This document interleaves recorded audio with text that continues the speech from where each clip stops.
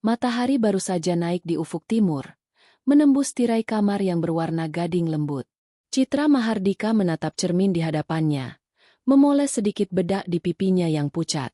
Wajahnya tidak lagi semuda dulu, tapi ada ketenangan di sana, ketenangan yang lahir dari rasa cinta dan tanggung jawab yang tulus terhadap keluarga kecilnya. Di meja rias, sebuah foto berbingkai perak memperlihatkan dirinya dan Adit Saputra suaminya tersenyum di depan laut. Foto itu diambil 2 tahun lalu saat mereka berlibur ke Bali, masa di mana cinta masih terasa hangat, dan pelukan Adit selalu menjadi tempat paling aman di dunia. Kini, setiap kali menatap foto itu, ada rasa rindu yang halus tapi menyesakkan. Adit sudah hampir 2 minggu dinas keluar kota. Katanya, proyek di Bandung itu penting dan memerlukan fokus penuh. Citra percaya, seperti biasanya. Ia tidak pernah curiga, tidak pernah bertanya lebih dari yang Adit sampaikan. Baginya, kepercayaan adalah fondasi pernikahan. Pagi itu, ia menyiapkan sarapan sendirian. Telur dadar, roti panggang, dan kopi hitam. Kebiasaan yang selalu dilakukan meski Adit sedang tidak di rumah. Di setiap suapan, Citra seakan merasakan kehadiran suaminya di seberang meja, bayangan yang tidak pernah benar-benar pergi dari benaknya. Namun ada sesuatu yang berbeda pagi itu. Ada kerinduan yang terlalu kuat hingga sulit diabaikan. Entah dorongan dari mana, tapi tiba-tiba ia ingin melakukan sesuatu yang tak pernah ia lakukan sebelumnya. Mungkin aku akan menyusulnya ke Bandung, gumamnya pelan sambil menatap ponselnya. Pikirannya berputar cepat. Ulang tahun pernikahan mereka tinggal 2 hari lagi. Biasanya Adit selalu pulang untuk merayakan, tapi kali ini ia bilang tidak bisa, terlalu sibuk. Citra ingin memberi kejutan. Ia ingin datang diam-diam, menginap di hotel yang sama, dan muncul di hadapan Adit dengan senyum dan bunga di tangan. Sebuah rencana manis yang sederhana, namun berarti. Siang itu, ia menghubungi Siska, sahabat dekatnya sejak kuliah. Siska selalu menjadi tempatnya berbagi, orang yang tahu betul betapa cintanya Citra pada Adit. Ke Bandung? Suara Siska terdengar dari seberang telepon. Agak terkejut. Kamu yakin mau nyusul Adit? Dia tahu nggak? Citra tertawa kecil. Justru nggak tahu. Aku mau kasih kejutan. Udah lama kami nggak ada waktu bareng. Siska, aku cuma mau bikin dia senang. Wah, romantis banget sih kamu. Oke, mau aku bantu pesan hotelnya? Boleh. Aku cuma tahu dia nginap di sekitar Dago, tapi nggak tahu hotel mana. Siska berpikir sejenak sebelum menjawab. Aku ada kenalan di sana. Nanti aku cariin info. Kamu siap-siap aja. Ya, tapi, Cit, jangan kecewa kalau ternyata dia sibuk banget, ya. Kadang cowok kalau kerja bisa lupa waktu.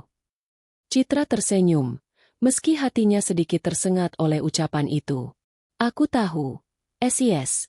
Aku cuma ingin lihat wajahnya lagi. Itu saja. Setelah menutup telepon, Citra duduk di sofa ruang tamu. Ia menatap jam dinding. Detik-detiknya terasa pelan, seperti menggoda hatinya untuk segera bergerak. Di meja, ada tumpukan dokumen kantor kecilnya. Tapi pikirannya melayang jauh ke wajah Adit yang selalu membuatnya merasa tenang. Ia teringat masa awal pernikahan mereka. Adit dulu lelaki sederhana, bekerja keras dari bawah, dan Citra yang waktu itu baru saja mewarisi bisnis keluarganya memilih tetap bersahaja, tidak pernah menonjolkan harta atau posisi. Mereka hidup sederhana tapi penuh tawa. Adit sering membawakan bunga liar dari pinggir jalan, dan Citra akan menaruhnya di vas kaca kecil di dapur. Tapi sejak 2 tahun terakhir, Adit berubah. Bukan secara drastis, tapi cukup terasa. Ia lebih sering keluar kota, lebih sibuk, dan kadang terlalu lelah untuk sekadar bercerita. Citra mencoba memahami, menyemangati, bahkan tak jarang memanjakan suaminya dengan masakan kesukaannya setiap kali pulang. Ia selalu berpikir, cinta sejati adalah tentang bertahan di saat sulit. Malam itu, setelah berkemas dan memastikan semua urusannya beres, Citra berangkat ke Bandung. Ia menyetir sendiri mobilnya, ditemani playlist lagu-lagu lawas yang biasa mereka dengarkan. Suara Raisa yang lembut mengalun, menyanyikan tentang cinta yang bertahan di antara jarak dan waktu. Udara malam menyelimuti jalanan tol. Lampu-lampu mobil berbaris seperti kilau bintang yang bergerak cepat. Setiap kilometer yang ia lalui terasa seperti langkah menuju kebahagiaan yang ia rindukan. Dalam hatinya, ia membayangkan wajah terkejut Adit saat melihatnya datang tiba-tiba. "Aku rindu kamu, Dit," bisiknya lirih sambil menggenggam kemudi erat-erat. Sesekali matanya terasa hangat, tapi ia tahan air mata itu. Ini bukan air mata kesedihan. Pikirnya ini air mata cinta yang terlalu penuh. Sekitar pukul 11 malam, ia tiba di Bandung. Udara dingin kota itu menyambutnya dengan lembut. Ia langsung menuju hotel yang telah dipesan oleh Siska, sebuah hotel bintang 4 di kawasan Dago yang tampak tenang dan mewah. Citra menurunkan kaca mobil, menghirup udara segar sambil menatap gedung hotel itu. Ia tersenyum puas. Pas banget. Pasti dia suka kalau tahu aku datang. Setelah memarkir mobil, ia mengambil koper kecil dan berjalan menuju lobi. Aroma bunga mawar dari vas di meja resepsionis mengingatkannya pada bunga-bunga yang dulu sering Adit bawa. Ia menahan senyum, merasa hangat. Namun begitu tiba di meja resepsionis dan menyebut nama suaminya, ada sesuatu yang membuat langkahnya terhenti. "Maaf, Bu," kata resepsionis ramah itu sambil memeriksa daftar tamu. "Bapak Adit Saputra memang menginap di sini, tapi beliau tidak sendiri. Mau saya sambungkan kamarnya?" Citra sempat terdiam. "Tidak sendiri? Tapi dengan siapa?" "Oh, tidak usah. Saya hanya teman lamanya," jawab Citra cepat sambil memaksakan senyum. "Saya ingin beri kejutan. Bisa tolong sebutkan nomornya saja?" Setelah mendapat informasi, ia berjalan menuju lantai 3. Langkahnya pelan tapi pasti. Setiap detik terasa semakin menegangkan. Ia tidak berpikir buruk mungkin Adit bersama rekan kerja, pikirnya. Atau mungkin memang ada staf proyek yang menginap bersama. Lorong hotel itu sepi. Lampunya redup, menimbulkan bayangan di dinding. Citra berhenti di depan pintu bernomor 308. Dari dalam, samar terdengar suara tawa seorang pria. Suara itu jelas suara Adit. Tawa yang dulu begitu menenangkan bagi Citra, kini justru membuat jantungnya berdebar tak karuan. Ia menelan ludah, menarik napas dalam-dalam, lalu mengangkat tangannya hendak mengetuk pintu. Tapi sebelum jari-jarinya menyentuh kayu itu, suara lain terdengar, suara seorang perempuan. "Dit, kamu yakin semuanya bakal berjalan lancar?" "Tenang aja, Vin. Begitu semuanya selesai, hidup kita tenang. Aku udah atur semuanya. Citra nggak bakal tahu apapun." Citra membeku di tempat. Tubuhnya terasa dingin. Napasnya tercekat. Nama itu Vina. Ia menempelkan telinganya ke pintu, mendengarkan dengan tangan gemetar. Suara Adit terdengar lagi. Santai, bahkan sedikit tertawa. Asuransinya udah cair, tinggal tanda tangan. Begitu Citra mati, semua aman. Rumah, saham, warisan keluarganya, semua beralih ke aku.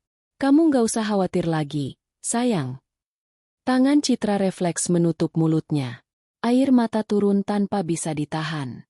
Tapi tangisan itu bukan hanya sedih, ada rasa ngeri, getir, dan kemarahan yang menggumpal di dada. Ia ingin berteriak, tapi suara itu tertelan rasa syok. Jantungnya berdegup cepat, kepala berputar, lututnya lemas. Dunia yang ia percaya selama ini, cinta yang ia jaga dengan sepenuh hati, ternyata hanya panggung kebohongan. Ia mundur pelan, menahan tangisnya agar tidak terdengar, lalu berlari kecil menuju tangga darurat.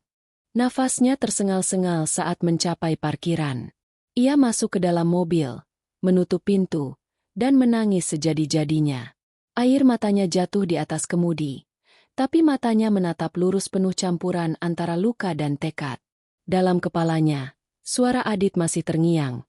"Begitu Citra mati, hidup kita tenang."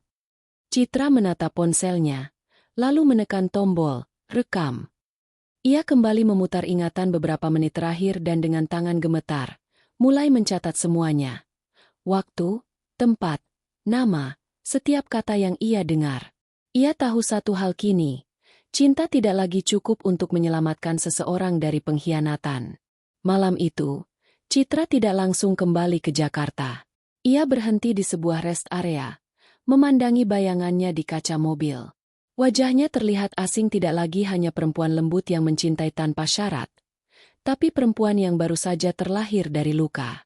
Di balik air matanya, ada api yang mulai menyala. Ia menatap ke langit gelap, membisikkan sesuatu yang bahkan membuat dirinya sendiri terkejut. Kalau mereka pikir aku akan diam, mereka salah besar. Malam sudah turun sepenuhnya di Bandung.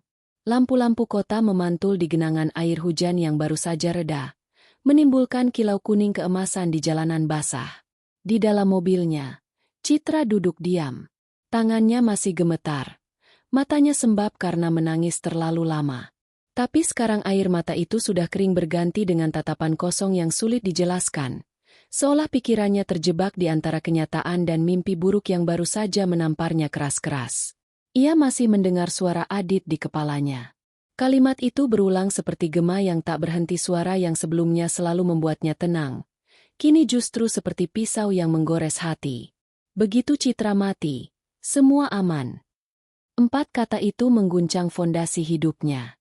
Segala hal yang ia percayai, segala rasa cinta yang ia berikan, kini hancur berantakan dalam sekejap. Citra menatap layar ponselnya. Rekaman suara yang ia ambil tadi masih tersimpan. Ia memutarnya sekali lagi. Kali ini tanpa air mata, hanya untuk memastikan dirinya tidak gila, bahwa apa yang ia dengar bukan halusinasi. Suara Adit terdengar jelas, datar tapi penuh keyakinan. Dan di sela tawa manja Vina, ada rencana yang disusun dengan dingin, rencana untuk membunuhnya. Bibir Citra bergetar. Tangannya mengepal di pangkuan. "Kenapa, Dit? Kenapa kamu tega?" Bisiknya nyaris tak terdengar. Dalam keheningan itu, ia merasakan sesuatu yang berbeda tumbuh di dalam dadanya. Bukan sekadar kesedihan, melainkan kemarahan yang perlahan naik ke permukaan. Ia mencoba menenangkan diri, menarik napas panjang, menatap keluar jendela di mana hujan mulai turun lagi. Lembut tapi menyakitkan seperti perasaannya malam itu. 1 jam ia duduk di situ, mencoba memikirkan apa yang harus dilakukan. Naluri pertamanya tentu saja ingin pulang, meninggalkan semuanya, melupakan Adit dan Vina seperti racun. Tapi suara lain dalam dirinya menolak. Suara itu berbisik pelan namun tegas. "Kamu tidak bisa pergi begitu saja. Kamu harus tahu seberapa jauh mereka berencana menyakitimu." Citra menatap keluar. Di kejauhan, lampu hotel masih menyala. Ia tahu Adit ada di sana, mungkin sedang tertidur di pelukan perempuan lain setelah menenun rencana jahatnya. Gigi Citra terkatup rapat. Ia tahu, malam ini bukan waktunya untuk bertindak gegabah. Ia harus berpikir. Ia menyalakan mesin mobil dan melaju pelan ke arah luar kota. Udara dingin menembus kaca mobil, membuat kulitnya menggigil. Tapi justru rasa dingin itu membantu pikirannya tetap jernih. Dalam perjalanan, pikirannya berkelana ke masa lalu. Ia teringat pertama kali bertemu Adit di sebuah seminar bisnis kecil di Yogyakarta. Adit kala itu masih muda, idealis, dengan mata yang berkilau penuh ambisi. Ia berbicara tentang cita-cita membangun perusahaan sendiri, dan Citra terpesona oleh semangatnya. Mereka jatuh cinta cepat, menikah setahun kemudian, dan memulai hidup dari nol. Citra selalu percaya bahwa ia mengenal suaminya luar dan dalam. Ia tahu cara Adit tersenyum, cara ia marah, bahkan cara ia membohongi orang lain demi kebaikan. Tapi malam ini, semua kepercayaannya runtuh. Ia menyadari, mungkin selama ini ia hanya mencintai bayangan dari seseorang yang tak pernah benar-benar ia kenal. Mobilnya berhenti di depan sebuah rest area yang sepi. Hujan turun semakin deras. Citra mematikan mesin dan menutup matanya, mencoba menenangkan napas yang berlarian. Dalam keheningan yang hanya diisi suara rintik hujan, pikirannya bekerja.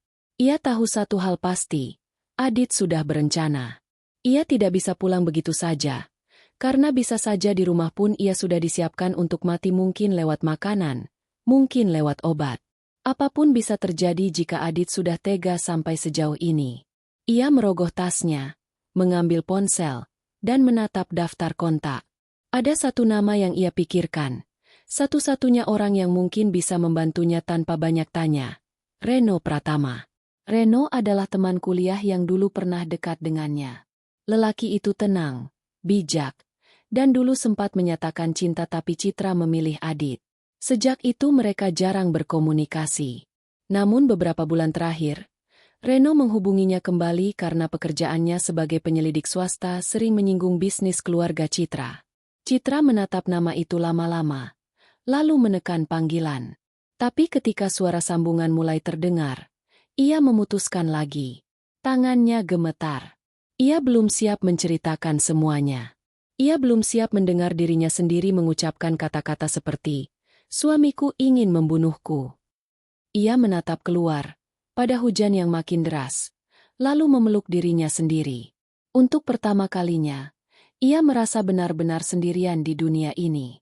Di tengah kesendirian itu, pikirannya perlahan jernih. Ia tahu harus berbuat apa, bertahan, bukan melarikan diri, tapi menunggu saat yang tepat. Ia harus mengumpulkan bukti, harus membuat segalanya berbalik arah. Citra mengambil ponsel dan membuka aplikasi catatan. Ia mulai menulis. Tanggal 14 Oktober. Hotel Emerald. Kamar 308. Adit bersama perempuan bernama Vina. Mereka membicarakan rencana untuk membunuhku demi uang asuransi dan warisan. Jarinya gemetar. Tapi setiap kata yang ia tulis membuat dadanya sedikit lebih lega. Ia menambahkan detail-detail yang masih ia ingat, cara Adit tertawa, nada suara Vina, bahkan kalimat yang paling menusuk. Begitu Citra mati, hidup kita tenang. Setelah menulis semuanya, ia menutup ponsel dan menatap langit yang masih menangis di atas sana. Dalam pikirannya, perlahan muncul rencana sederhana. Ia akan pura-pura tidak tahu apapun. Ia akan pulang, menyambut Adit seperti biasa. Ia akan menjadi Citra yang dulu lembut, perhatian, dan penuh cinta. Tapi di balik itu semua, ia akan menyimpan mata yang waspada. Ketika subuh datang, hujan berhenti. Citra menyalakan mesin mobil dan memutuskan untuk kembali ke Jakarta. Jalanan masih lengang. Udara dingin pagi menembus tulang, tapi ada ketenangan baru di dalam dirinya. Ia tidak lagi perempuan yang hancur semalam. Ia perempuan yang sedang menyiapkan langkah balasan. Dalam perjalanan pulang, ia berhenti di pom bensin dan mencuci wajah. Tatapannya di cermin pompa bensin itu tajam, penuh tekad. "Kau ingin aku mati, Dit," katanya pelan. "Tapi aku justru akan hidup lebih kuat dari yang kau bayangkan." Ketika tiba di rumah menjelang siang, suasana sepi. Rumah mereka tampak seperti biasanya, rapi, hangat, dan damai. Tak ada tanda apapun yang mencurigakan. Tapi kini Citra melihat semuanya dengan mata berbeda. Ia membuka lemari pakaian Adit, menemukan beberapa jas yang sudah tak tersentuh, lalu memperhatikan laci bawah di mana suaminya biasa menyimpan dokumen. Di sana, di antara tumpukan kertas dan map, ia menemukan polis asuransi baru atas namanya. Tertulis jelas di sana, penerima manfaat, Adit Saputra. Citra menarik napas panjang. Dokumen itu tertanggal sebulan yang lalu. Semua mulai masuk akal. Ia menutup map itu dengan hati-hati, lalu menaruhnya kembali. Tidak ada gunanya panik sekarang. Semua harus terlihat normal. Siang itu, ia menyiapkan makan siang seperti biasa, seolah tak terjadi apapun. Ia memasak sup ayam kesukaan Adit, menata meja makan, dan duduk sendirian sambil menatap kursi kosong di seberang. Kursi yang biasanya diisi oleh lelaki yang kini tengah bersekongkol untuk menghabisinya. Seketika dadanya sesak, tapi Citra menelan air mata itu. Ia tak boleh lemah. Ia harus sabar.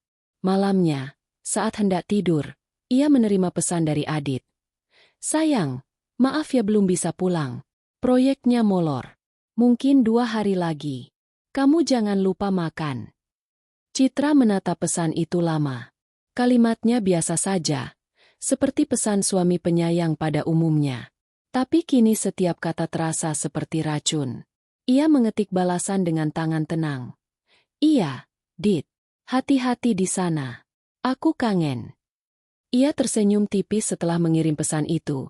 Senyum yang tidak lagi hangat, melainkan dingin seperti mata pisau. 2 hari berikutnya, Citra menjalani hidup seperti biasa, tapi pikirannya bekerja tanpa henti. Ia mulai menelusuri nomor telepon yang sering dihubungi Adit, memeriksa rekening bank mereka, dan menemukan transaksi mencurigakan. Sejumlah besar uang yang dikirim ke nama Vina Maharani. Nama itu menusuk hatinya lagi. Tapi kali ini, rasa sakit itu tidak lagi membuatnya menangis. Ia hanya mencatat semuanya. Setiap bukti, setiap detail. Dan malam itu, akhirnya ia memberanikan diri menghubungi Reno. Reno, ini aku, Citra. Suaranya terdengar bergetar saat panggilan tersambung. Aku butuh bantuanmu. Reno tidak banyak bertanya. Ia hanya berkata dengan nada tenang. Aku di Jakarta. Kirim lokasimu. Aku datang. Begitu telepon ditutup, Citra menatap langit-langit kamarnya. Dadanya terasa berat. Tapi untuk pertama kalinya sejak malam di Bandung, ia merasa sedikit lebih kuat. Ia tahu jalan di depan tidak akan mudah. Tapi setidaknya kini ia tidak sendiri. Ia memejamkan mata, dan sebelum tertidur, satu kalimat terlintas di kepalanya, kalimat yang bukan lagi keluhan, melainkan janji. Aku akan buat semuanya berbalik, Dit. Kamu akan menyesal karena pernah meremehkan perempuan sepertiku. Di luar, hujan turun lagi.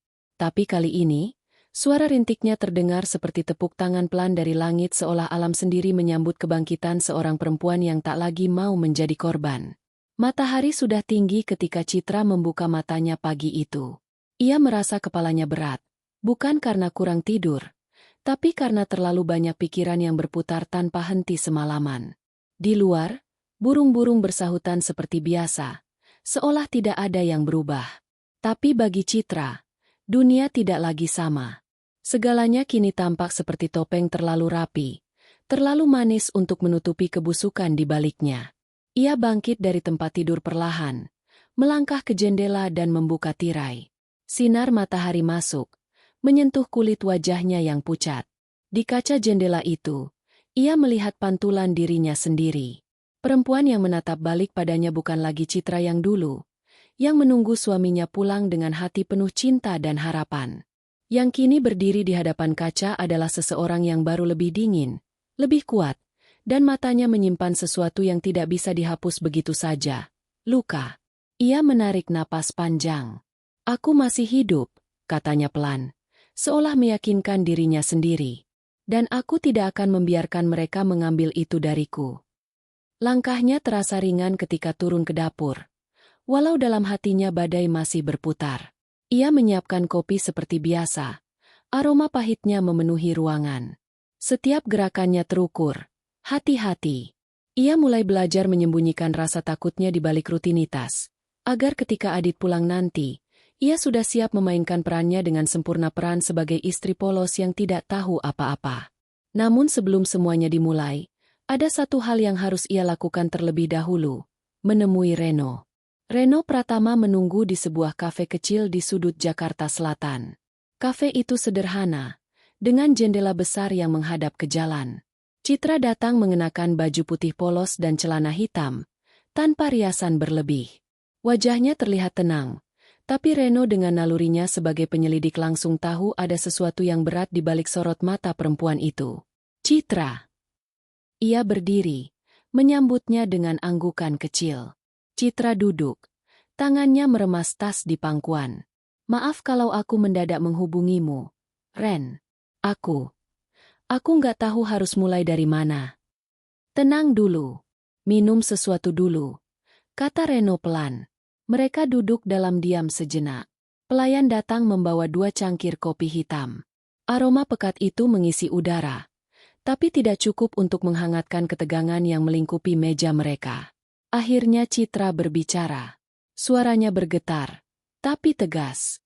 Ia menceritakan semuanya tentang perjalanan ke Bandung, tentang suara Adit dan Vina, tentang rencana pembunuhan, tentang polis asuransi yang ia temukan di rumah. Setiap kata yang keluar dari bibirnya seperti membuka luka baru.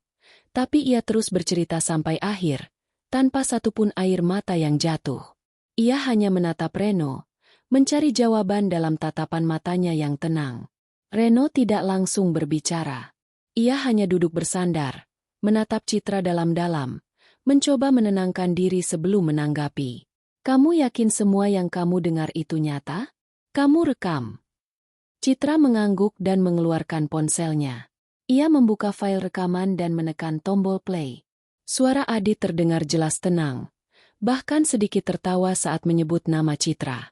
Kalimatnya dingin, tanpa penyesalan. Vina di sampingnya ikut berbicara, mengiyakan, bahkan tertawa kecil di sela-sela rencana mereka. Reno menatap layar ponsel itu dengan rahang mengeras. Setelah rekaman selesai, ia mengangkat pandangannya.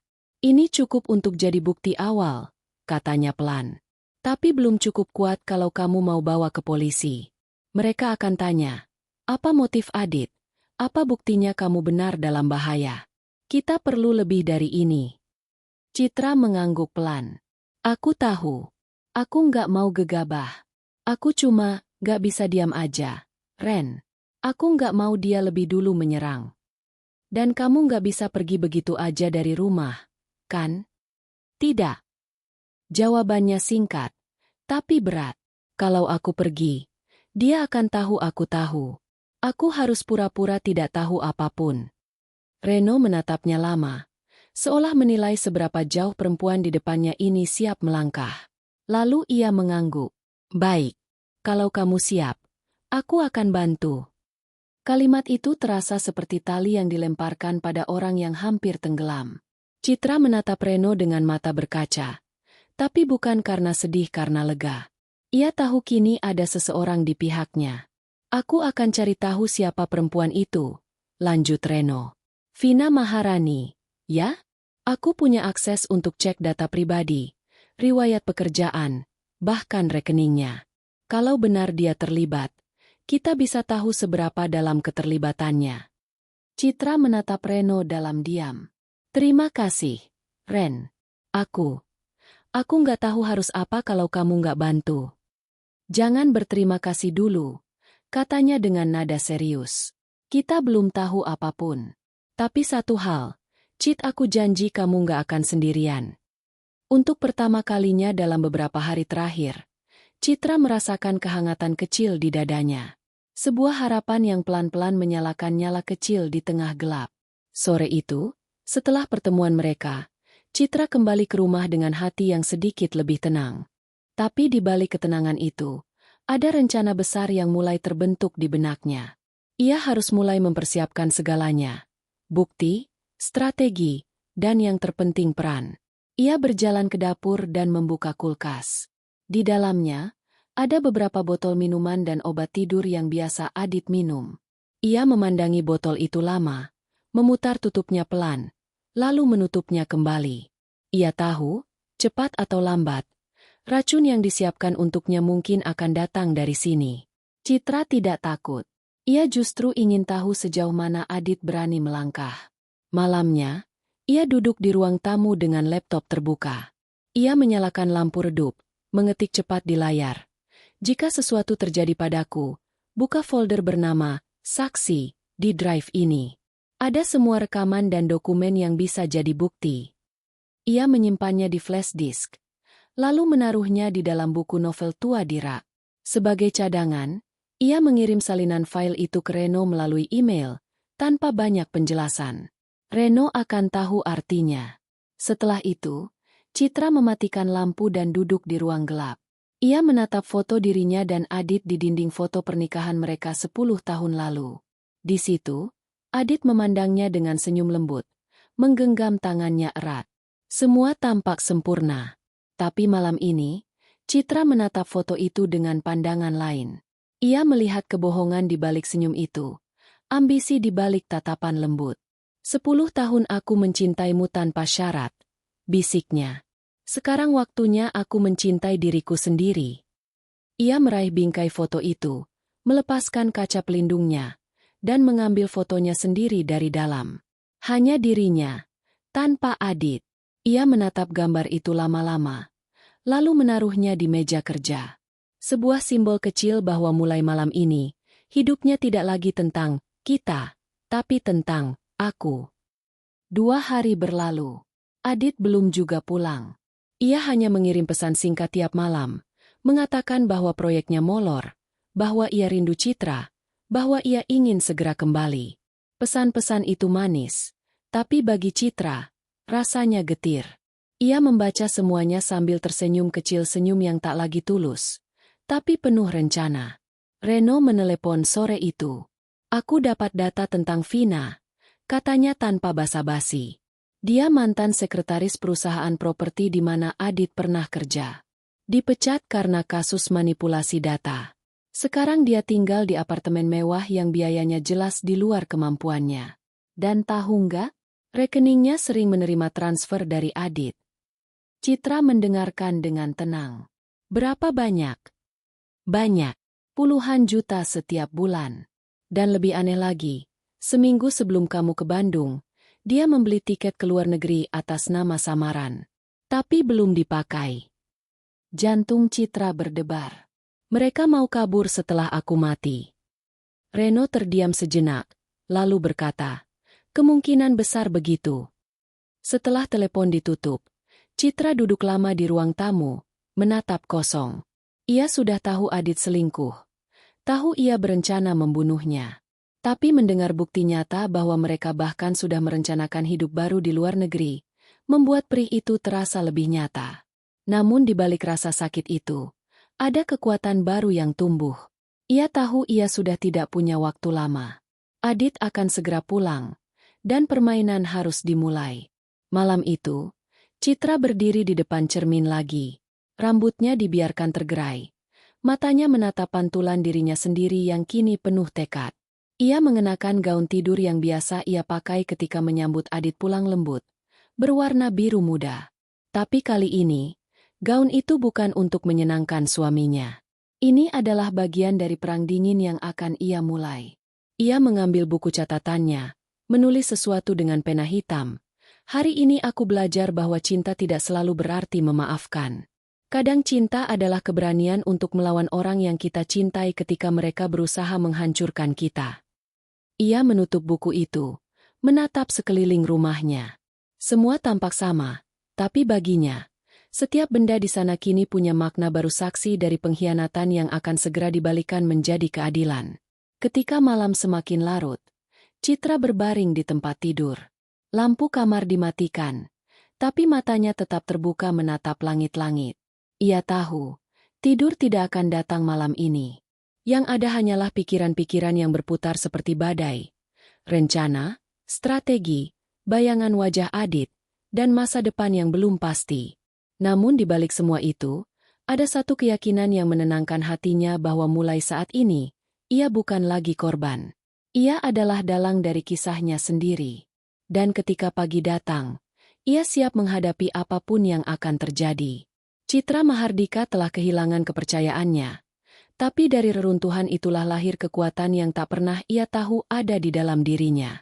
Luka itu memang dalam, tapi justru di sanalah matanya benar-benar terbuka melihat siapa dirinya, siapa musuhnya, dan apa yang harus ia lakukan selanjutnya. Hari itu langit mendung, seolah ikut menyimpan rahasia besar yang akan segera terbuka. Citra duduk di ruang tamu, menatap jam dinding yang berdetak pelan. Sudah hampir 2 minggu sejak Adit terakhir kali pulang. Ia tahu, waktu itu sudah cukup bagi suaminya menyiapkan segalanya dan kini, permainan akan dimulai. Pintu rumah berderit ketika dibuka dari luar. Langkah kaki yang begitu dikenalnya terdengar mendekat. Disusul suara bariton lembut yang dulu selalu membuat hatinya hangat. Sayang, aku pulang. Citra menegakkan tubuhnya, tersenyum tipis.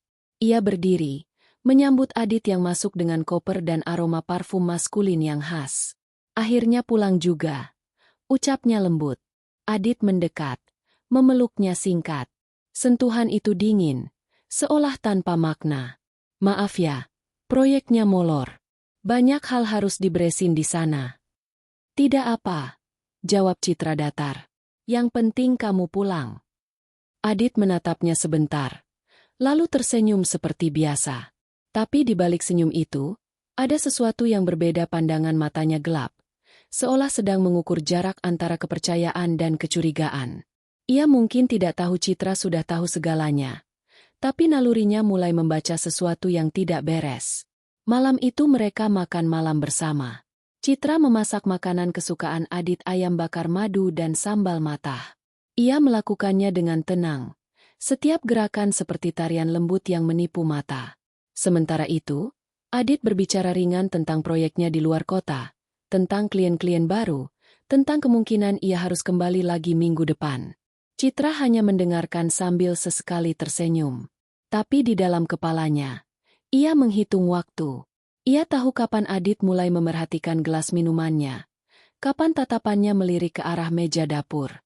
Ia tahu, cepat atau lambat, suaminya akan mencoba melaksanakan rencana yang sudah ia siapkan bersama Vina. Ketika Adit selesai makan, Citra berdiri untuk merapikan piring. Ia memandangi sisa minuman di gelas Adit tak disentuh. Lalu menatap ke gelasnya sendiri, yang sudah hampir habis. Dalam diam, ia tahu apa artinya itu. Malam semakin larut. Adit duduk di ruang kerja, pura-pura sibuk dengan laptopnya. Citra lewat di belakangnya, membawa secangkir teh hangat. "Kamu belum istirahat?" tanyanya lembut. Adit menoleh, tersenyum samar. "Masih ada beberapa laporan. Kamu tidur duluan aja." Citra menaruh teh itu di meja. "Minum dulu, biar nggak begadang terus." Adit mengangguk, tapi tidak langsung meminumnya. Ia menunggu sampai Citra keluar dari ruangan. Ketika pintu menutup, tangannya perlahan meraih cangkir itu, tapi kemudian berhenti di tengah jalan. Ia menatap cairan hangat itu lama lalu tersenyum sinis. "Kau pikir aku sebodoh itu, Cit?" gumamnya pelan. Namun yang tidak ia tahu, dari balik celah pintu yang tidak tertutup rapat, Citra melihat semuanya. Ia tahu Adit menaruh curiga, dan justru itulah yang ia harapkan. Karena malam ini, permainan sudah dimulai. Citra berjalan ke kamar, menunggu dengan tenang. Ia tahu Adit tidak akan minum teh itu. Ia tahu Adit akan menunggu, akan mencoba membalikan situasi, akan mencari waktu lain untuk menjebaknya. Dan Citra akan membiarkan itu terjadi karena ia sudah menyiapkan segalanya. Beberapa hari berlalu dengan ketegangan halus yang menggantung di udara.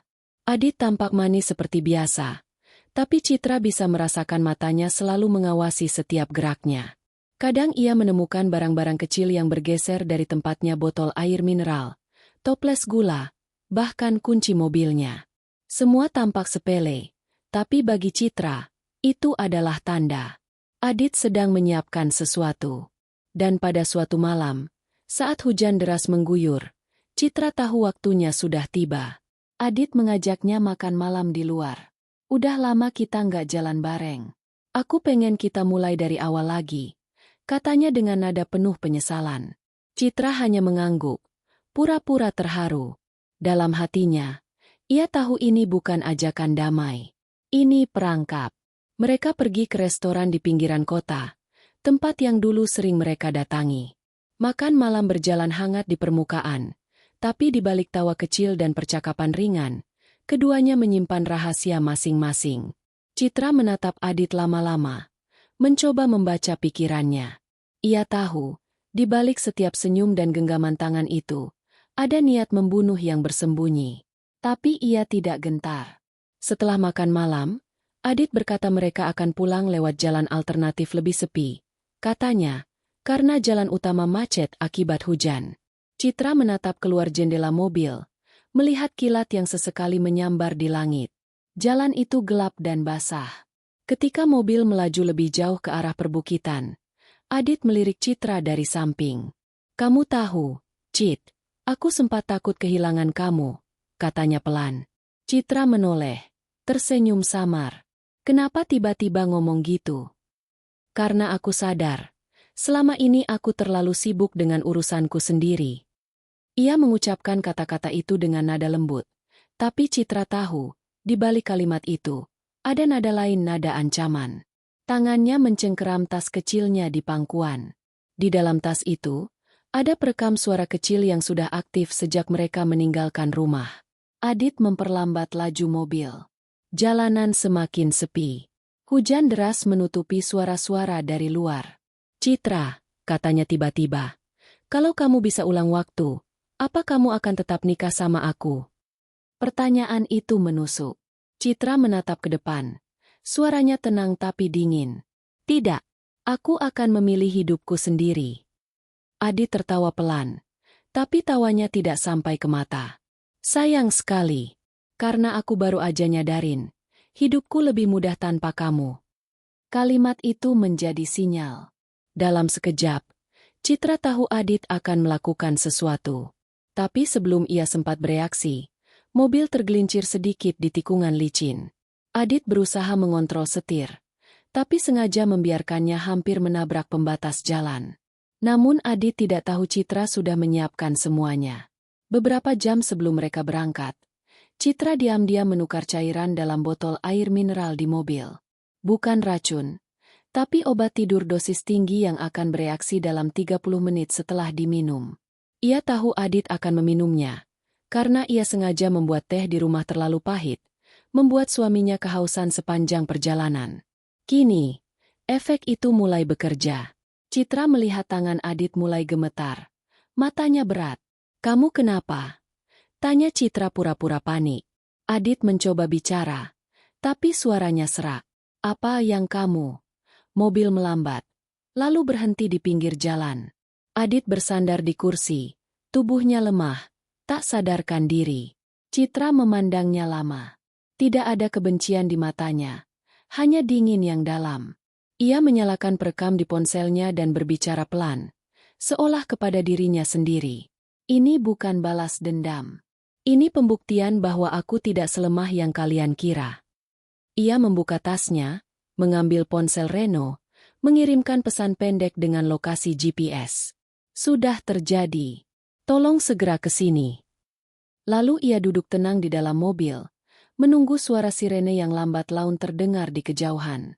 Ketika polisi tiba, hujan sudah mulai reda. Reno keluar dari mobil lebih dulu, berlari mendekat.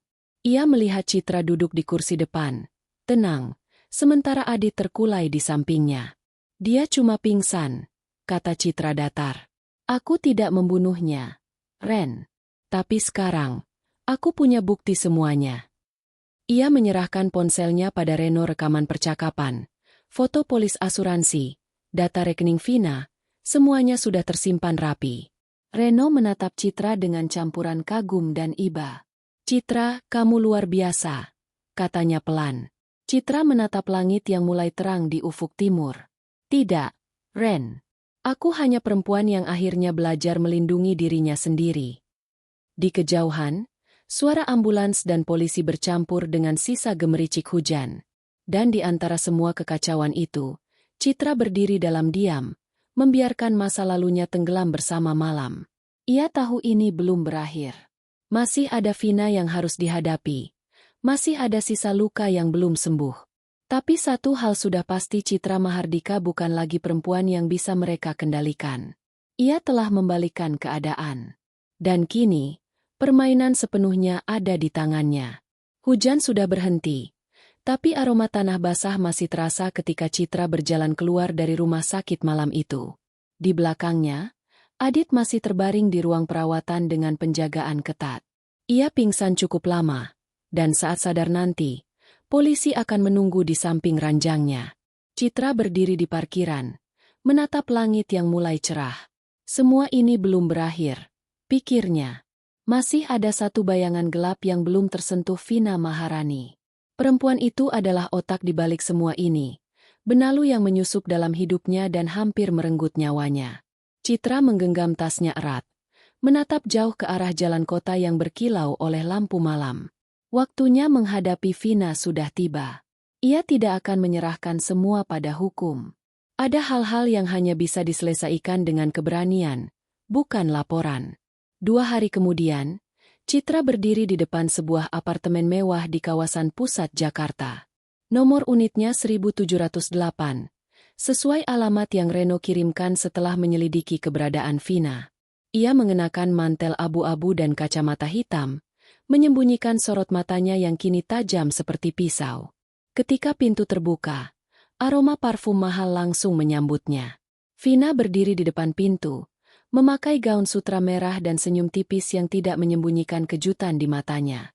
Citra Mahardika, katanya dengan nada datar, nyaris sinis. Aku nggak nyangka kamu bakal datang ke sini. Citra melangkah masuk tanpa diundang. Aku juga nggak nyangka kamu punya keberanian untuk merusak rumah tangga orang dan berencana membunuh istri sahnya. Vina tertawa kecil, melipat tangan di dada. Kau pikir aku takut? Adit yang mau semuanya. Bukan aku. Aku cuma ikut arus. Arus yang kau ciptakan sendiri. Potong Citra dingin. Ia berjalan pelan mengitari ruangan yang dipenuhi barang-barang mewah. Semua tampak sempurna di luar, tapi bagi Citra, tempat ini berbau busuk aroma pengkhianatan dan keserakahan. Dengar, Citra, kata Vina sambil menyalakan rokok. Adit hanya memanfaatkanmu. Kamu punya uang, punya warisan besar. Dia lelah jadi laki-laki biasa di bawah bayang-bayangmu. Aku cuma memberi dia alasan buat jadi dirinya sendiri. Citra menatapnya dengan mata datar. Dan kamu pikir dengan membunuhku dia bisa jadi dirinya sendiri? Atau mungkin kamu ingin dia mati juga, biar kamu bisa kabur dengan semua uangnya? Vina berhenti tertawa. Matanya menyipit. Kamu pintar juga ternyata. Tapi terlambat. Citra. Semua sudah berjalan. Citra tersenyum tipis. Tidak. Justru sekarang permainan baru dimulai. Adit sudah di rumah sakit. Dijaga polisi. Semua bukti sudah di tangan mereka. Vina menegang. Rokok di tangannya bergetar. Apa? Citra berjalan mendekat. Suaranya pelan tapi tajam. Semua rekaman. Semua transfer rekening aku punya semuanya. Termasuk percakapan kalian di villa itu. Kalau kamu pikir kamu bisa bersembunyi, kamu salah. Semua sudah kuserahkan ke Reno dan penyidik. Vina terdiam. Wajahnya pucat seketika. Tapi hanya sesaat. Sebelum senyum sinis itu kembali. Kamu pikir aku takut penjara? Aku punya orang dalam. Uang bisa membeli segalanya. Citra menatapnya dalam-dalam. Dan senyum kecil muncul di bibirnya. Sayangnya, tidak semua hal bisa dibeli dengan uang, Vina. Termasuk reputasimu. Ia membuka ponselnya. Menekan satu tombol. Dalam hitungan detik, suara percakapan Vina dan Adi terdengar dari speaker kecil ponsel itu jelas, tajam, tanpa bisa dibantah. Suara mereka membicarakan rencana pembunuhan, menyebut nama Citra, menyebut asuransi. Vina membeku. Citra menatap wajahnya tanpa ekspresi. Kau tahu apa yang baru saja kulakukan? Rekaman itu kukirim ke media, ke akun gosip besar, dan ke pengacara keluargaku. Dalam 1 jam, semua orang akan tahu siapa Vina Maharani sebenarnya. Rokok di tangan Vina jatuh ke lantai. Kau gila.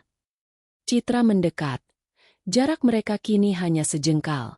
Tidak, aku hanya belajar dari kalian. Bedanya, aku tidak membunuh siapapun untuk mendapatkan keadilan. Vina mundur. Matanya berkaca-kaca tapi dipenuhi kemarahan. Kau pikir kamu menang? Dunia ini nggak seadil yang kamu kira. Citra, cepat atau lambat, kamu juga akan jatuh. Citra menatapnya lama, lalu berkata pelan. Mungkin, tapi aku akan jatuh dengan kehormatan, bukan karena dosa. Ia melangkah pergi tanpa menoleh lagi. Di belakangnya, Vina berdiri kaku, suaranya parau ketika berteriak. Kau akan menyesal. Namun Citra tidak berhenti. Ia tahu, untuk pertama kalinya dalam hidupnya, ia berjalan menjauh bukan karena kalah, tapi karena sudah menang. Malam itu berita meledak di media sosial. Video rekaman suara Adit dan Vina viral, diikuti foto-foto mereka yang tersebar di berbagai platform. Nama Vina Maharani jadi trending, diserang ribuan komentar tajam. Perusahaannya memecatnya, dan kontrak endorsementnya dibatalkan dalam hitungan jam. Citra menatap layar ponselnya dari teras rumah, ditemani angin malam yang lembut. Ia tidak tersenyum, tidak juga bersorak. Ia hanya menatap tenang, seolah menyaksikan badai yang akhirnya reda. Reno datang membawa secangkir kopi. Kau sadar, kamu baru saja menghancurkan 2 orang tanpa menyentuh mereka sama sekali, katanya perlahan. Citra menatap langit. Aku tidak menghancurkan mereka. Ren. Mereka menghancurkan diri sendiri. Aku hanya menyingkap tirainya. Reno mengangguk pelan, lalu duduk di sampingnya.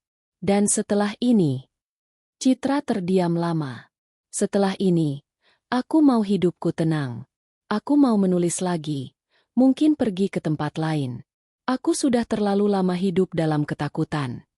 Reno menatapnya lembut. Kamu pantas dapat ketenangan itu.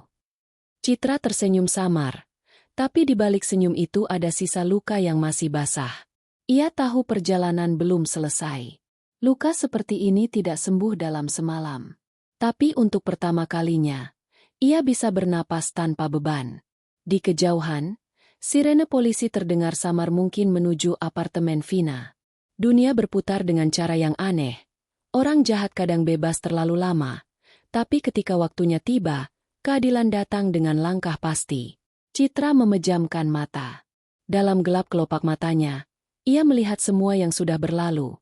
Pengkhianatan, ketakutan, air mata, dan akhirnya keberanian. Hatinya berbisik pelan. Aku sudah memaafkan diriku sendiri. Dan malam itu, untuk pertama kalinya sejak semuanya dimulai, Citra benar-benar tidur dengan damai tanpa mimpi buruk, tanpa ketakutan, hanya keheningan yang tenang. Ia telah menyelesaikan perang yang tidak ia mulai, dan menang dengan cara yang tidak mereka sangka. Pelakor itu sudah jatuh, suaminya akan menebus dosa, dan Citra Mahardika akhirnya bebas. Sudah sebulan berlalu sejak semua kejadian itu. Jakarta mulai terasa seperti kota yang berbeda bagi Citra. Bukan karena tempatnya berubah, melainkan karena ia kini menatapnya dengan mata yang baru, mata yang pernah disiram oleh kegelapan dan kini belajar mengenali cahaya. Ia sudah pindah dari rumah lamanya ke sebuah tempat yang lebih kecil di pinggiran kota. Rumah sederhana dengan taman kecil di depan, suara ayam tetangga yang terdengar tiap pagi, dan aroma kopi yang selalu ia buat sendiri. Di sini, tidak ada kenangan Adit, tidak ada foto pernikahan, tidak ada sisa luka yang menempel di dinding. Semuanya bersih, seperti lembaran baru. Setiap pagi Citra menulis di ruang kecilnya, di depan jendela yang menghadap pohon mangga tetangga. Ia menulis bukan untuk melupakan, melainkan untuk memahami. Kata-kata menjadi caranya menata serpihan diri yang berserakan setelah badai panjang. Tulisan-tulisannya sederhana, tentang perempuan yang bertahan, tentang cinta yang berubah jadi luka, tentang keheningan setelah badai. Tapi di antara setiap kalimat, ada kekuatan yang perlahan tumbuh, kekuatan untuk tidak lagi takut pada masa lalu. Namun, seperti semua luka yang pernah tertanam dalam, kadang bayangan lama datang tanpa diundang. Suatu sore, saat ia sedang menyiram bunga di taman, ponselnya berdering. Nomor tak dikenal muncul di layar. Ia hampir tidak menjawab, tapi entah kenapa jarinya menekan tombol hijau. Suara di seberang sana membuat jantungnya berdegup tak beraturan. Citra Mahardika. Ia mengenali suara itu, dingin, datar, seperti suara logam bergesekan. Siapa ini? Suaranya bergetar. Ini penyidik dari kepolisian. Kami hanya ingin memberitahu, pelaku atas nama Vina Maharani melarikan diri 2 hari lalu saat dipindahkan dari rumah tahanan. Udara di sekelilingnya terasa menipis. Dunia mendadak sunyi, hanya suara degup jantung yang terdengar di telinganya. Bagaimana bisa? Tanyanya pelan. Kami sedang melakukan pencarian. Tapi kami pikir Anda perlu tahu, karena dia sempat menyebut nama Anda sebelum kabur. Telepon itu berakhir dengan kalimat-kalimat formal, tapi bagi Citra, setiap kata terasa seperti pisau yang menusuk dada. Ia berdiri diam di taman. Air penyiram masih menetes dari ujung selangnya. Sore itu tiba-tiba menjadi dingin, dan langit perlahan berubah gelap. Malamnya, Citra duduk di ruang tamu tanpa menyalakan lampu. Hanya cahaya redup dari luar yang masuk lewat jendela. Di tangan kanannya, secangkir teh hangat yang sudah lama dingin. Ia menatap pintu rumah yang tertutup rapat. Hatinya gelisah. Pikirannya dipenuhi bayangan wajah Vina senyum sinisnya. Tatapan matanya yang tajam seperti racun. Apakah dia akan datang ke sini? Pertanyaan itu berputar tanpa henti. Ia sudah menyiapkan beberapa langkah pencegahan. Semua pintu kini terkunci ganda. Kamera pengawas dipasang di halaman, dan Reno tahu segalanya. Tapi ketakutan yang datang kali ini bukan tentang keamanan fisik melainkan ketakutan batin. Rasa bahwa bayangan masa lalu belum selesai. Sekitar pukul 11 malam, Citra mendengar suara kecil di luar jendela. Seperti langkah kaki yang menapak pelan di jalan setapak depan rumah. Ia menahan napas, mematikan lampu, lalu mendekat ke jendela dengan hati-hati. Tidak ada siapa-siapa di luar. Hanya bayangan pepohonan yang bergoyang diterpa angin. Tapi di pagar depan, ia melihat sesuatu tergantung secari kertas kecil yang basah oleh embun. Citra membuka pintu perlahan, berjalan keluar. Kertas itu diikat dengan pita merah. Tangannya gemetar saat membuka lipatannya. Di atas kertas putih itu hanya ada satu kalimat. Permainan belum selesai. Tulisan tangan itu halus, miring, dan Citra tahu betul milik siapa itu. Vina. Reno datang pagi berikutnya, setelah menerima pesan panik dari Citra. Ia memeriksa halaman, memeriksa pagar, bahkan memeriksa kamera CCTV yang baru dipasang. Tidak ada wajah terekam, hanya bayangan samar di ujung jalan. Dia ingin menakut-nakuti kamu, kata Reno akhirnya. Tapi dia nggak akan berani datang langsung. Polisi sudah memantau rekening dan kartu identitasnya. Dia buron. Citra duduk di kursi taman. Wajahnya pucat tapi tegas. Dia selalu punya cara. Ren. Aku tahu Vina. Kalau dia bilang permainan belum selesai, itu bukan ancaman kosong. Reno menatapnya lama. Kalau begitu kita harus pastikan kamu nggak sendirian. Aku nggak mau hidup dengan ketakutan selamanya, sahut Citra pelan. Aku sudah melewati yang lebih buruk dari ini. Suara burung terdengar samar dari kejauhan. Udara pagi terasa segar. Tapi di dalam dada Citra masih ada kabut tipis yang belum hilang. Reno menatapnya, lalu berkata dengan nada pelan. Kamu tahu, Cit, kadang orang seperti Vina nggak butuh menang. Mereka cuma butuh tahu kamu masih terluka. Citra menatap ke langit. Kalau begitu, dia akan kecewa. Karena aku sudah tidak takut lagi. Dan ia sungguh-sungguh dengan kalimat itu. Meskipun jantungnya masih berdebar, meskipun tubuhnya masih menggigil tiap kali mengingat suara Vina, ia tahu dirinya sudah berbeda. Ia bukan lagi perempuan yang menunggu dibunuh. Ia adalah perempuan yang tahu bagaimana bertahan, bahkan dari bayangan masa lalunya sendiri. Beberapa minggu kemudian, kabar datang polisi menemukan Vina di sebuah kota kecil di Jawa Tengah, menyamar dengan identitas palsu. Ia tertangkap setelah mencoba kabur ke luar negeri. Citra menerima kabar itu dengan wajah tenang. Tidak ada sorak, tidak ada air mata. Ia hanya duduk lama di depan jendela, memandangi hujan yang turun pelan, lalu menulis satu kalimat di buku catatannya. Bayangan hanya ada ketika kita masih menoleh ke belakang. Ia menutup buku itu, menatap dirinya di cermin. Wajahnya tampak lebih tenang sekarang bukan karena semuanya sudah berakhir, tapi karena ia akhirnya menerima bahwa hidup memang tidak akan pernah benar-benar bebas dari luka. Yang bisa ia lakukan hanyalah berjalan terus, membawa luka itu tanpa membiarkannya menjadi beban. Di meja kerjanya, ada amplop besar dari penerbit. Naskah yang ia tulis dalam diam ternyata diterima. Judulnya sederhana, Perempuan yang Bertahan. Citra tersenyum kecil.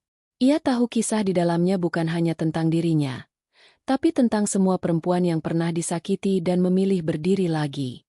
Malamnya, sebelum tidur, ia membuka jendela kamarnya. Angin masuk lembut, membawa aroma hujan dan bunga melati. Ia menatap langit yang penuh bintang dan berbisik pada dirinya sendiri. Aku sudah selesai dengan masa lalu. Untuk pertama kalinya, kata-kata itu terasa nyata. Tidak ada lagi bayangan di belakangnya. Tidak ada lagi suara dari masa lalu. Hanya dirinya kuat, tenang, dan utuh. Dan saat ia menutup mata malam itu, dunia terasa damai. Bukan karena hidupnya sempurna, tapi karena akhirnya ia berdamai dengan ketidaksempurnaan itu. Citra Mahardika bukan lagi korban, bukan juga pahlawan.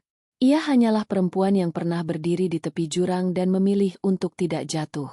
Dan itu, bagi dirinya, sudah lebih dari cukup.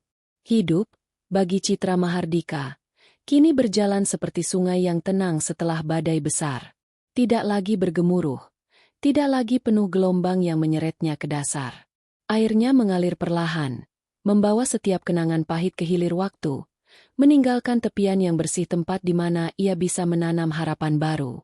Sudah setahun berlalu sejak malam ketika Vina ditangkap dan Adit dijatuhi hukuman penjara. Dunia telah bergulir banyak sejak itu, tapi bagi Citra, waktu seperti berhenti di satu titik saat ia memutuskan untuk memilih hidup, bukan balas dendam. Ia tidak datang ke pengadilan pada hari putusan dibacakan. Ia tidak ingin mendengar bagaimana Adit berlutut memohon maaf atau bagaimana Vina menangis histeris. Semua itu sudah lewat. Ia tidak ingin memberi tempat bagi mereka di pikirannya lagi. Hidupnya kini bukan tentang mereka. Hidupnya adalah tentang dirinya dan tentang bagaimana ia bisa tumbuh dari reruntuhan. Pagi itu, matahari menembus tirai ruang kerjanya. Meja kecil di hadapannya dipenuhi dengan kertas, tinta, dan secangkir kopi yang aromanya memenuhi udara. Di sudut meja, naskah bukunya sudah jadi novel pertamanya yang ditulis dengan nama pena Maharani Adiwira. Judulnya sederhana, Rumah Tanpa Bayangan. Tulisan itu bukan hanya cerita, melainkan bentuk perlawanan-perlawanan terhadap ketakutan, terhadap masa lalu, terhadap cinta yang pernah berubah menjadi jerat. Citra menatap halaman terakhir bukunya dengan senyum tipis. Di sana tertulis satu kalimat yang menjadi napas dari seluruh kisahnya. Aku tidak ingin lupa pada masa lalu, aku hanya tidak ingin hidup di dalamnya lagi. Di luar rumah, suara anak-anak bermain terdengar samar. Burung-burung beterbangan di atas langit biru. Dan untuk pertama kalinya, Citra merasakan sesuatu yang dulu terasa asing, kedamaian. Beberapa bulan terakhir, hidupnya sederhana. Ia membuka kelas kecil menulis kreatif untuk perempuan-perempuan yang ingin belajar menulis dari luka. Sebagian besar muridnya adalah ibu rumah tangga, beberapa mantan korban kekerasan. Ada juga remaja yang kehilangan arah karena keluarga berantakan. Setiap kali mereka datang, Citra menyambut dengan senyum dan teh hangat. Di ruangan kecil berwarna pastel, mereka duduk melingkar dan mulai menulis. Tidak semua dari mereka pandai menulis, tapi Citra selalu berkata bahwa tulisan bukan tentang indahnya kata melainkan keberanian untuk menumpahkan isi hati tanpa takut dihakimi. Menulis bukan untuk melupakan, katanya suatu hari sambil menatap mereka. Menulis adalah cara agar kita bisa berdamai dengan apa yang pernah membuat kita hancur. Salah satu muridnya, seorang perempuan bernama Lilis, menatapnya dengan mata berkaca. Kak, apakah kakak sudah berdamai dengan semuanya? Pertanyaan itu membuat Citra terdiam lama. Lalu ia tersenyum. Belum sepenuhnya, jawabnya jujur. Tapi setiap hari aku belajar sedikit demi sedikit. Di matanya, kedamaian bukan berarti tidak ada luka lagi. Kedamaian adalah ketika luka itu berhenti mengendalikan hidupmu. Suatu sore, setelah kelas selesai, Citra duduk di taman kecil rumahnya. Udara lembab setelah hujan, dan aroma tanah basah membuatnya teringat pada masa kecil. Ia menatap bunga melati yang mekar di tepi pagar bunga yang dulu ditanamnya bersama Adit. Lucunya, ia tidak merasa benci. Waktu ternyata benar-benar punya cara sendiri untuk menghapus amarah. Bukan dengan menghapus ingatan, tapi dengan menenangkannya. Di kejauhan, suara motor berhenti di depan rumah. Reno turun, membawa 2 gelas kopi dingin dalam kantong kertas. Ia tersenyum, berjalan pelan ke arah Citra. Seperti biasa, ia datang tanpa janji, tapi entah mengapa kehadirannya selalu terasa tepat waktu. Mau aku ganggu sebentar? Tanyanya sambil duduk di kursi sebelah. Citra tersenyum kecil. Kau selalu datang pas aku lagi mikir hal berat. Reno menyerahkan 1 gelas padanya. Mungkin karena aku tahu kapan kamu mulai tenggelam di pikiran sendiri. Mereka duduk dalam diam. Tidak banyak kata yang diucapkan, tapi suasananya hangat. Ada kenyamanan yang lahir bukan dari romansa, melainkan dari rasa saling mengerti. Citra menatap Reno. Ia ingat bagaimana laki-laki itu membantunya saat ia paling hancur. Tidak pernah menuntut, tidak pernah memaksa. Ia hanya hadir dalam diam, tapi selalu ada. Ren, ucapnya pelan, kalau waktu bisa diulang, kamu akan tetap bantu aku. Reno menatapnya, tersenyum samar. Aku nggak akan biarkan kamu jalan sendirian waktu itu. Tapi kalau bisa diulang, aku pengin kamu nggak harus ngelewatin semuanya dulu.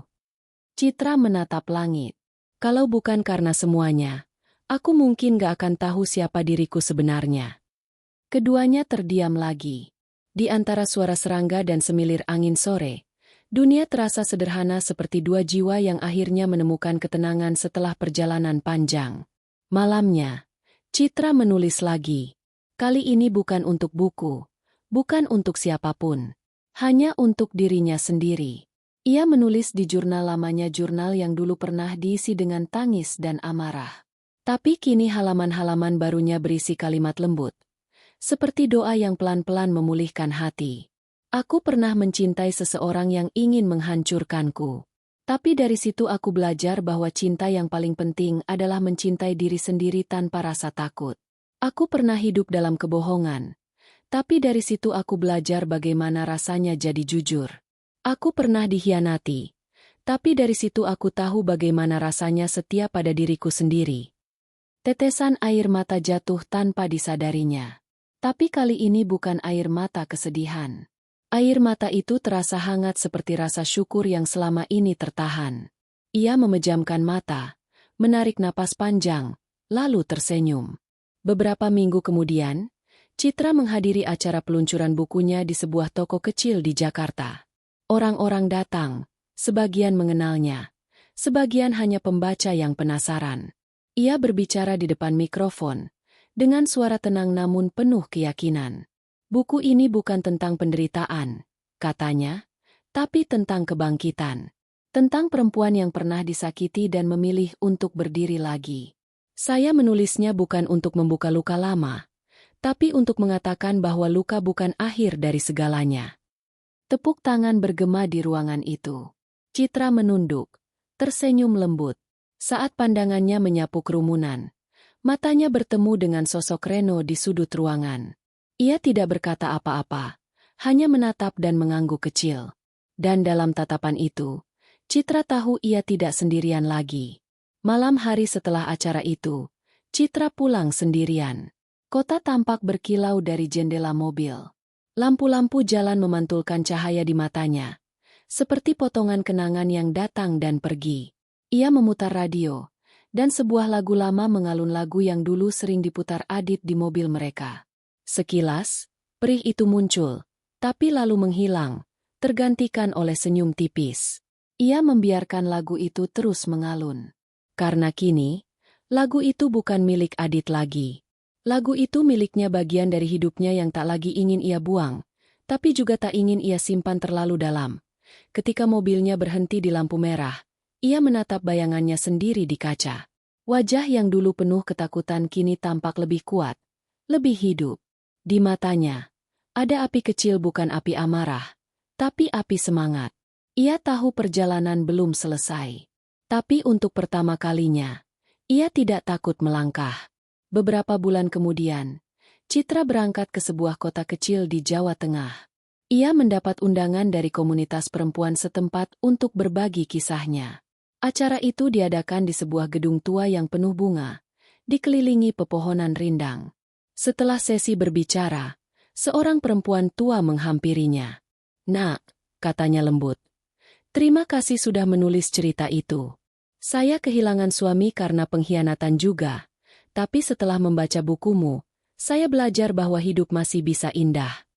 Citra menatap perempuan itu, memegang tangannya erat. "Kita semua punya luka, Bu. Tapi selama kita hidup, selalu ada kesempatan untuk sembuh." Air mata mengalir di pipi perempuan itu. Citra memeluknya tanpa banyak kata. Dalam pelukan itu, ia merasa sesuatu yang dulu hancur dalam dirinya kini benar-benar utuh. Malam terakhir di kota itu, Citra berdiri di balkon hotel, menatap langit penuh bintang. Angin berhembus lembut, membawa aroma tanah basah dan suara jangkrik dari kejauhan. Ia menatap ke langit dan tersenyum. "Aku sudah sampai," bisiknya. Dan dalam keheningan itu, ia tahu akhir dari kisahnya bukan tentang balas dendam, bukan tentang kemenangan, tapi tentang keberanian untuk memulai kembali. Ia menatap tangannya sendiri, mengingat semua luka yang pernah ia tutupi, semua rasa takut yang pernah menahannya. Sekarang, tangan itu bebas. Ia ingin menulis lagi, bukan tentang duka, tapi tentang harapan. Tentang bagaimana perempuan bisa berdiri setelah badai, tentang bagaimana cinta bisa tumbuh dari kehancuran, tentang bagaimana hidup akan selalu punya cara untuk menyembuhkan. Dan di bawah cahaya bulan malam itu, Citra Mahardika menutup matanya, membiarkan angin membawa semua yang tersisa. Tidak ada lagi dendam. Tidak ada lagi ketakutan. Yang tersisa hanyalah kedamaian dan dirinya sendiri, yang kini utuh. Karena pada akhirnya, kemenangan sejati bukan saat musuhmu kalah, tapi saat kamu mampu mencintai hidupmu lagi tanpa rasa takut. Dan malam itu, di bawah bintang-bintang yang berkilau, Citra tahu ia telah menang. Waktu telah berjalan jauh sejak hari itu. Musim telah berganti, dan kehidupan pelan-pelan menata ulang dirinya tanpa meninggalkan bekas luka yang kasar. Citra kini hidup di antara halaman-halaman baru yang ia tulis sendiri, halaman yang tidak lagi berisi air mata, tetapi penuh dengan ketenangan, keberanian, dan rasa syukur. Pagi di rumah barunya selalu sederhana. Ia menyalakan kompor, menyeduh kopi, lalu membuka jendela dan membiarkan matahari masuk. Tidak ada lagi rasa cemas ketika malam datang. Tidak ada lagi mimpi buruk tentang Adit atau Vina. Semua telah ia biarkan pergi, seperti debu yang terbawa angin. Ia belajar bahwa memaafkan bukan berarti melupakan, tapi menerima bahwa luka pernah ada dan tidak lagi menguasai hidupnya. Ia tidak lagi mencari alasan mengapa semua itu harus terjadi. Ia hanya percaya bahwa setiap peristiwa betapapun menyakitkannya datang untuk membentuk dirinya menjadi seseorang yang lebih kuat, lebih sadar, lebih hidup. Kini, setiap kali ia menatap cermin, ia tidak lagi melihat perempuan yang dulu meneteskan air mata dalam diam, atau istri yang dipermainkan oleh kebohongan. Ia melihat perempuan yang mampu berdiri di atas kehancuran, menatap masa depan tanpa takut, dan memilih untuk hidup dengan damai. Reno masih datang sesekali membawa kopi, cerita, dan tawa kecil yang menenangkan. Mereka tidak pernah membicarakan masa lalu, karena tidak perlu. Hubungan mereka berjalan pelan, tidak dengan janji atau definisi, tapi dengan pengertian yang tumbuh dari kejujuran dan rasa hormat. Dalam diam, Citra tahu, terkadang cinta tidak datang untuk menggantikan luka, melainkan untuk mengajarkan arti pulih. Kadang, di sore hari, Citra duduk di taman kecilnya. Ia memandangi bunga melati yang tumbuh subur di tepi pagar bunga yang dulu jadi saksi bisu cintanya yang hancur, kini jadi simbol kekuatan barunya. Ia tersenyum setiap kali mencium aromanya. Karena baginya, melati bukan lagi pengingat duka, melainkan tanda bahwa sesuatu yang pernah hampir mati bisa tumbuh kembali jika dirawat dengan kasih. Hidup tidak memberinya akhir yang sempurna, tapi hidup memberinya kesempatan untuk memulai ulang, dan itu lebih dari cukup. Ia menulis kalimat terakhir di jurnal barunya malam itu. Aku pernah kehilangan segalanya, tapi ternyata dari kehilangan itu aku menemukan diriku sendiri. Aku pernah dibunuh oleh cinta, tapi aku hidup kembali karena harapan. Aku bukan korban, aku bukan pemenang, aku hanyalah seseorang yang akhirnya belajar mencintai hidup sebagaimana adanya. Dan dengan kalimat itu, Citra menutup bukunya, meniup lilin di mejanya, lalu tersenyum kecil pada dirinya sendiri di pantulan kaca jendela. Ia tidak tahu apa yang menanti esok, tapi untuk pertama kalinya dalam hidup, ia tidak peduli. Karena ia sudah berada di tempat yang seharusnya, di rumah yang ia bangun sendiri, di hati yang tak lagi diselubungi bayangan. Citra Mahardika telah selesai berlari dari masa lalu. Kini ia hanya berjalan pelan, pasti, dan damai menuju masa depan yang ia pilih sendiri. Dan di balik ketenangan malam itu, angin membawa aroma melati ke udara, seolah dunia ikut berbisik lembut padanya. Selamat datang di kehidupanmu yang baru,